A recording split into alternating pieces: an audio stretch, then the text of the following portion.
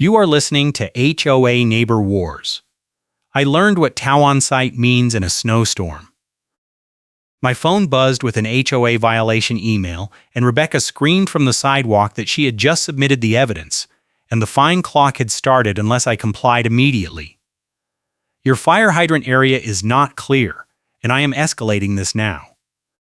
She was holding up a printed winter parking map like it was some kind of warrant, tapping her smartwatch with the other hand like she was timing my response.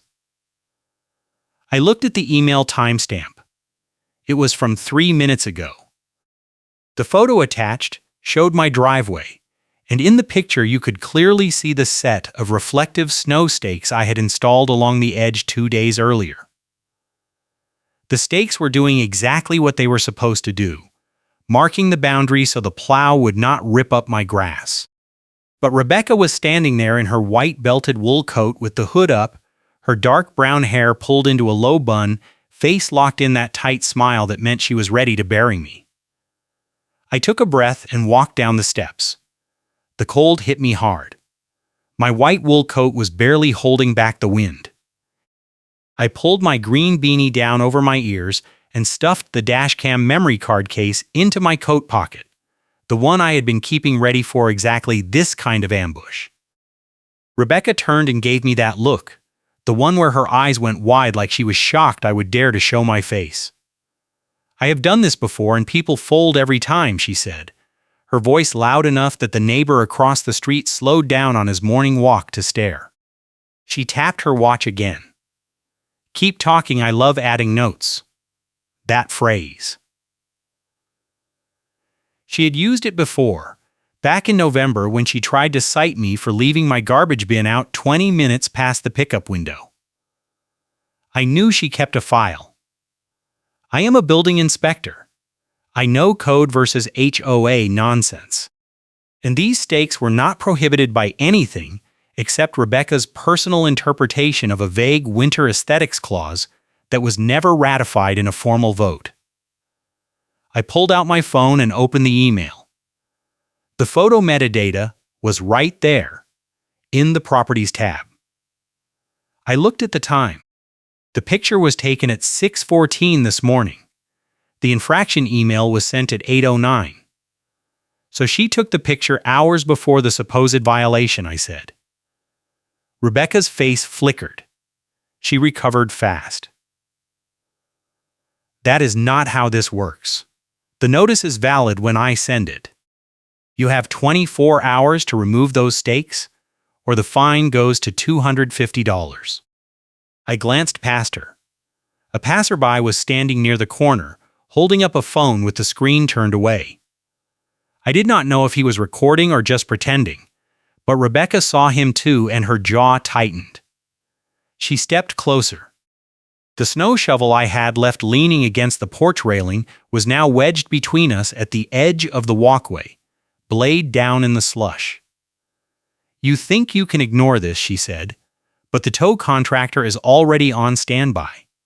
If your car blocks the hydrant access zone during the next storm, it is gone. And you will pay storage fees on top of the tow." I felt the knot in my chest tighten.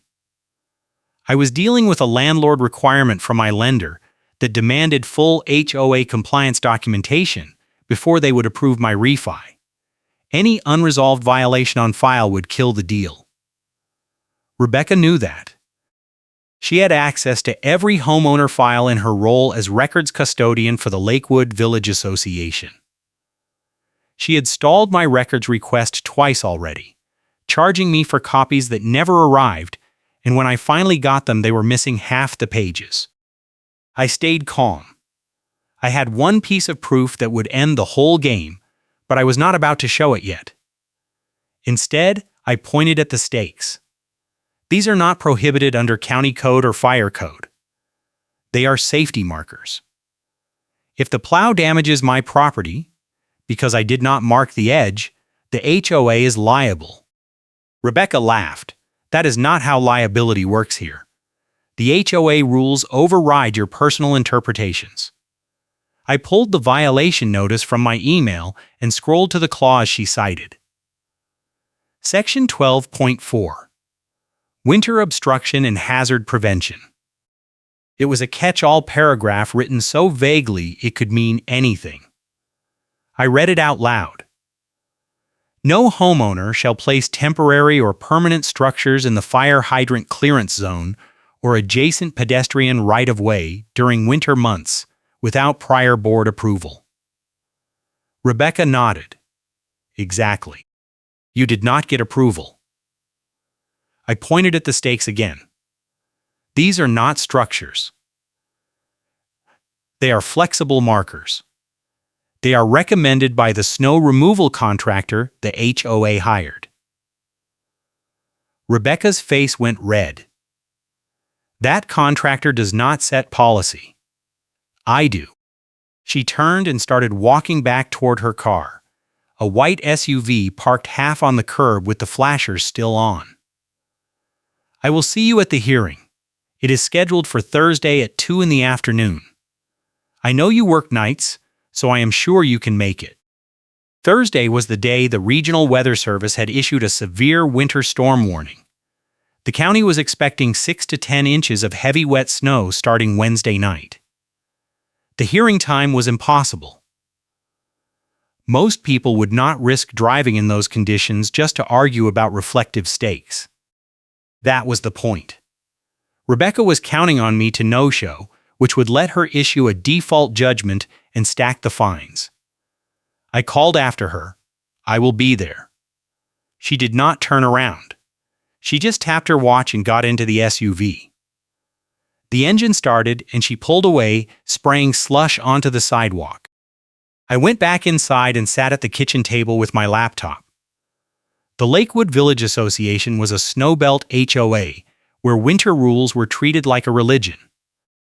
Every year they issued a 20-page supplement to the covenant outlining snow removal timelines, ice melt product restrictions, parking rotations during plow days, and something called the Winter Compliance Ladder, which was just a fancy way of saying they could escalate fines faster if they decided re being difficult. Rebecca had been records custodian for 3 years. Before that, she was on the Architectural Review Committee. She knew how to use the bylaws like a weapon. I opened my email and started going through the records I had managed to get. There were payment receipts for my quarterly dues going back 2 years. Every single one showed a cleared transaction on my end. But the HOA ledger that Rebecca finally sent me last month showed 3 payments marked late, with late fees tacked on. I had disputed it twice. Both times Rebecca sent back a form letter saying the ledger was final unless I could provide bank confirmation that contradicted their records. So I did. I requested official stamped statements from my bank showing the exact date and time each payment cleared. I had them in a binder now, along with the email thread showing Rebecca's delays and the missing document pages. That was my trump card. I was not going to deploy it until the moment it would do the most damage. I made coffee and sat there staring at the stakes through the front window. They were bright orange with reflective strips, exactly the kind you see on every driveway in this neighborhood during winter. Rebecca had picked me because I was new. I had moved here in September. I did not know all the unwritten rules yet, and I worked nights as a building inspector for the county, so I was not around during the day to see what Rebecca and the board were doing to other homeowners. But I was starting to piece it together. A board member named Gene had reached out to me 2 weeks ago. He was scared, but he finally agreed to testify if it came to that. He told me Rebecca had been running a side racket with the document fees, overcharging people and pocketing the difference. Gene did not have proof, but he had suspicions. And he was tired of being part of a board that let her get away with it. Wednesday came fast. The storm rolled in around 10 at night. I was home, parked legally in my designated spot, stakes still in place. The snow started as light flurries and then turned heavy. By midnight, there was already 4 inches on the ground. I checked my doorbell camera feed. The plow had not come through yet. At 1:15 in the morning, my phone buzzed. It was a text from an unknown number. Tow authorization active for vehicles in hydrant zones. Compliance sweep starting at 0200. I looked outside. A flatbed tow truck was circling the block, headlights cutting through the snow. The driver was moving slow, checking addresses. I grabbed my coat and went out. The truck stopped in front of my house. The driver got out and walked toward my car with a clipboard. I called out to him, "What is the authorization?" He looked up, surprised. Rebecca Phillips called it in. Said this vehicle is blocking hydrant access. I pointed at the hydrant.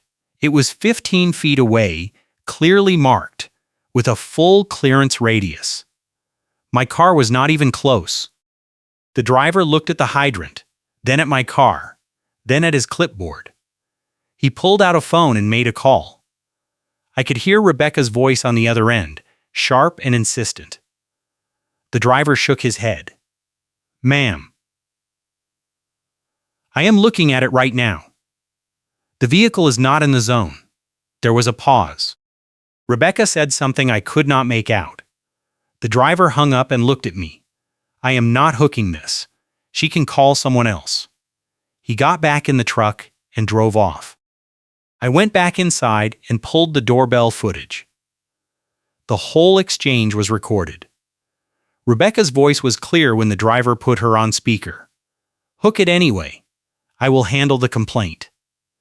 That was evidence of intent. I saved the clip to the memory card and added it to the binder. Thursday morning, the snow was still coming down. The county canceled most daytime appointments. Schools were closed. The plow finally came through around 6, scraping the street and piling snow up against the curbs. My stakes did exactly what they were supposed to do. The plow driver saw them and stayed clear of my grass. Across the street, my neighbor's lawn got chewed up because he did not mark his edge. I felt bad for him, but it proved my point. At 1:30, I got another email from Rebecca. "Hearing still on. If you cannot attend due to weather, that is your choice, but the board will proceed without you." I replied immediately. "I will be there." I loaded the binder into my car, grabbed the memory card case, and started driving. The roads were terrible. It took me 40 minutes to get to the community center where the HOA held meetings. When I pulled into the parking lot, there were only 3 other cars. One was Rebecca's white SUV. Another belonged to Jean, the board member who had agreed to testify. The third I did not recognize. Inside, the meeting room was freezing. The heat was barely running. Rebecca was sitting at the front table with 2 other board members. She saw me come in and her face went tight. She tapped her smartwatch. "You are late." It was 1:58. I said nothing. I sat down in the front row and put the binder on the seat next to me. Jean was sitting off to the side, looking nervous. Rebecca opened the meeting with a procedural speech about winter compliance and the importance of maintaining neighborhood standards. Then she pulled out the printed winter parking map and held it up. "This is the hydrant clearance zone. Mr. Inspector here decided to install prohibited markers without approval. The violations are documented. The fines are accumulating." She looked at me. "Do you have anything to say?" I stood up. "I have a lot to say." I walked to the front and opened the binder. I pulled out the first set of documents, the bank confirmations showing my payments cleared on time. I slid copies to Rebecca and the other board members. These show that every payment I made cleared within 24 hours of the due date. Your ledger shows them late.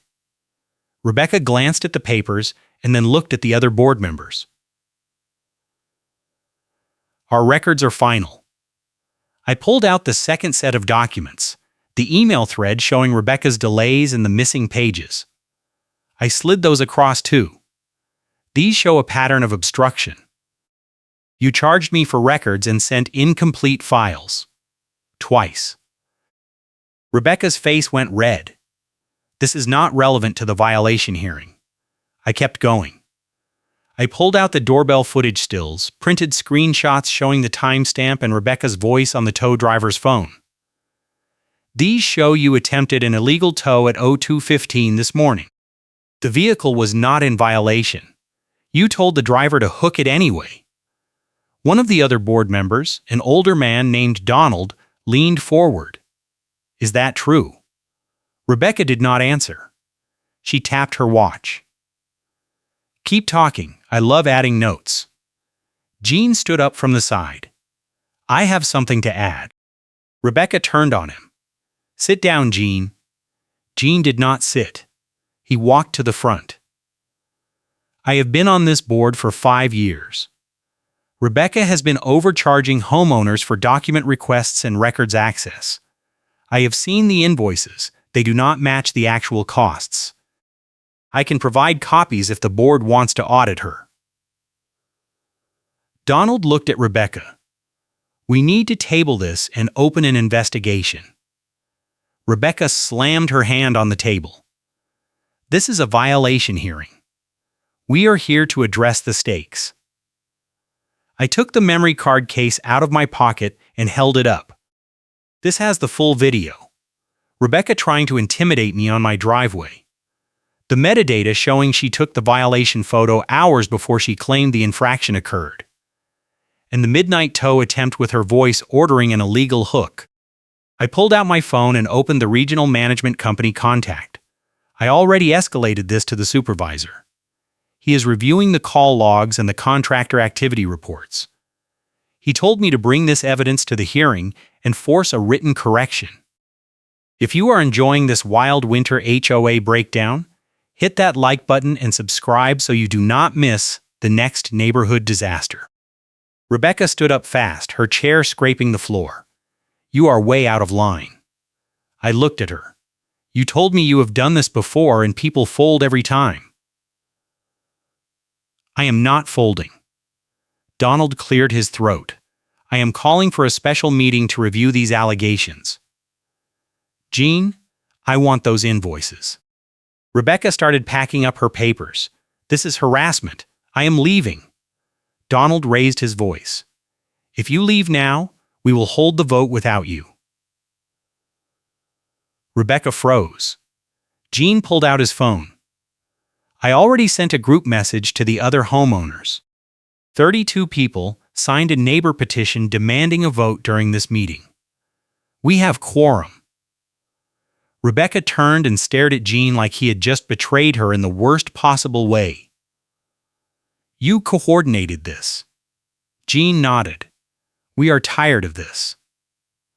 Donald looked at me. The violation is dismissed. I am recommending we refund any disputed fees and open a formal audit of the records custodian role. And I am asking for a recall vote on Rebecca Phillips. The vote happened right there in the freezing meeting room. 32 proxies came in through email during the session. Jean read them out loud. Rebecca sat in the corner with her arms crossed, not speaking. When the count finished, it was unanimous. Rebecca was out. Donald was named interim custodian, and he immediately moved to publish standards and timelines to all homeowners for records access and fee structures. That was the HOA consequence. Rebecca stood up and walked to the door without a word. But before she left, Donald called out, The HOA attorney will send you a written correction in plain language, Rebecca. You are done hiding behind vague clauses. That was the Karen consequence. The funny karma beat came 2 days later when the management company sent an email blast to the whole neighborhood. It turned out Rebecca had been filing false insurance claims for slip and fall liability, trying to force the HOA to adopt stricter ice melt mandates so she could cite more people. The insurer responded with a cease and desist, telling her to stop submitting fraudulent reports or they would drop coverage entirely. Karen said it was about safety, but the insurer email said stop. Jean forwarded me a copy with a short note. Thought you would want to see this. The storm cleared by the weekend. I went outside and checked the stakes. They were still standing, doing exactly what they were designed to do. The grass underneath was untouched. Across the street, my neighbor was filling in the ruts left by the plow with bags of topsoil. He waved at me, and I waved back. Jean called me later that day. He told me the board had voted to hire an independent management company to take over records and compliance.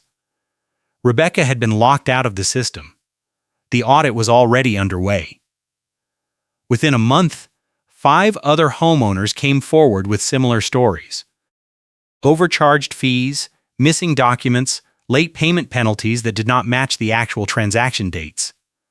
The board issued refunds and formally apologized. Rebecca tried to sue the HOA for defamation, but her lawyer dropped the case after reviewing the evidence I had submitted. Jean told me she moved out in March. Nobody knew where she went. The Lakewood Village Association implemented new policies. Every violation now required photographic evidence with verified metadata. Tow authorizations had to be approved by 2 board members, not 1. And the winter parking map that Rebecca used to hold up like a weapon was redrawn by a licensed surveyor, with clear measurements and public input. I finished my refi in April. The lender accepted the updated HOA documentation without issue. The loan went through and I locked in a rate that saved me $300 a month. I kept the binder in my office as a reminder. Jean stayed on the board and pushed for more transparency rules. He became the new president after Donald stepped down due to health reasons. The neighborhood felt different after that. People started showing up to meetings.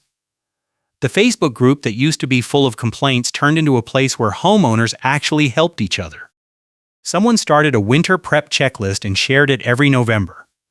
Another person organized a bulk order for reflective stakes so everyone could mark their driveways properly. The plow contractor told Jean it made his job easier, and he gave the HOA a discount the next season. I still see the passerby who was filming that morning. He lives 2 streets over. He told me he posted the clip to a neighborhood watch group and it went semi-viral locally. A reporter from a community news site reached out and did a story about HOA overreach and accountability. Rebecca's name was not mentioned, but everyone knew. The memory card case is still in my coat pocket. I have not needed to use it again, but I keep it there just in case. Jean and I meet for coffee once a month. He tells me about the ongoing reforms and the new board culture. No more gotcha enforcement. No more hidden fees. No more winter violation notices that read like ransom notes with deadlines that make no sense. The stakes are still up every winter. Nobody has questioned them since. I see other homeowners using them now too, bright orange and reflective, lining the edges of driveways and marking fire hydrant zones so the plows can do their job without tearing up property. It is a small thing, but it means something. It means people are not afraid anymore. Rebecca's tactics used to work because most people did not have the time or the energy or the documentation to fight back. She counted on that. She built a system around it. But once one person stood up and forced accountability, the whole structure collapsed.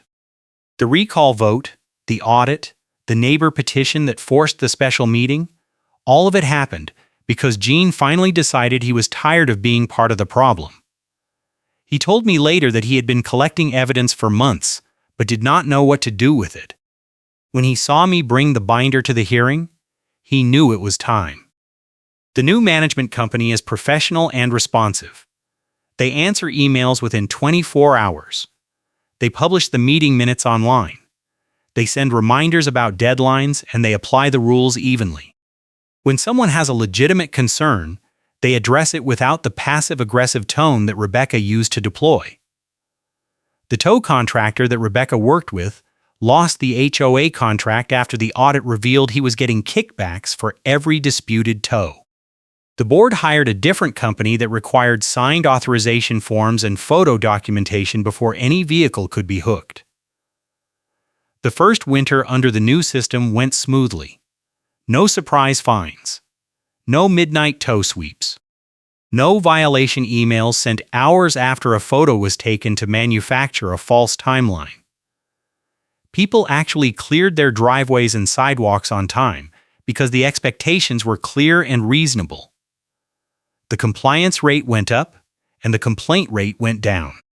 Jean said it was the quietest winter the board had seen in years. I spent that season working my usual night shifts and coming home to a neighborhood that felt stable. The stakes stayed up, the grass stayed intact. The plow contractor did his job, and nobody got cited for equipment damage or obstruction. It was boring in the best possible way. Rebecca's lawsuit fell apart in May. Her lawyer filed a motion to dismiss after reviewing the doorbell footage and the bank confirmations. There was no defamation. Everything the board said about her was supported by documentation. The attorney fees alone cost her more than the disputed fines she had tried to collect from me. Jean heard through a mutual contact that she tried to get a records custodian position with another HOA 2 towns over, but they ran a background check and found the news story. She did not get the job. The Lakewood Village Association updated their bylaws to require background checks and references for any board position that involved financial access or records control. It was a common-sense reform that should have been in place from the start. The board also voted to cap document fees at actual cost and require itemized invoices for any records request. Homeowners could now request an audit of their account at any time without penalty. These changes made Rebecca's old playbook impossible to replicate. The winter parking map that she used to wave around like a weapon was replaced with a digital version that included GPS coordinates and clear zone boundaries. The fire hydrant clearance radius was marked in feet, not vague language. The updated map was posted on the HOA website and emailed to every homeowner in November. No more surprises. No more gotcha moments. No more manufactured violations based on someone's personal interpretation of aesthetics. I still drive past the community center where the hearing happened. It looks different now. The parking lot is always full during meeting nights. People show up because they know their voices matter. Jean runs the meetings with a calm professionalism that Rebecca never had. He listens. He takes notes. He follows up. When someone raises a concern, he does not dismiss it or add it to a revenge list. He works with the management company to find solutions. The board is not perfect, but it is functional. That is all most people want. A functional HOA that maintains property values in common areas without turning into a petty dictatorship. The stakes incident became a turning point for the whole community. It was not just about reflective markers or winter compliance. It was about power and accountability. Rebecca had power, and she used it to punish people. When that power was taken away, the neighborhood stabilized. The reforms that followed were not revolutionary. They were basic governance principles that any competent board should have been following all along. But in a snowbelt HOA where winter rules were treated like a religion, even basic competence felt like a massive improvement. I kept working nights. I kept my documentation habits. I never threw away the binder or the memory card. They sit in my office as a reminder that standing up to petty tyrants is possible if you have evidence and you refuse to fold. Rebecca told me people fold every time. She was wrong.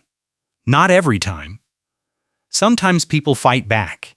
And when they do, the whole system changes. Until next time, thanks for watching.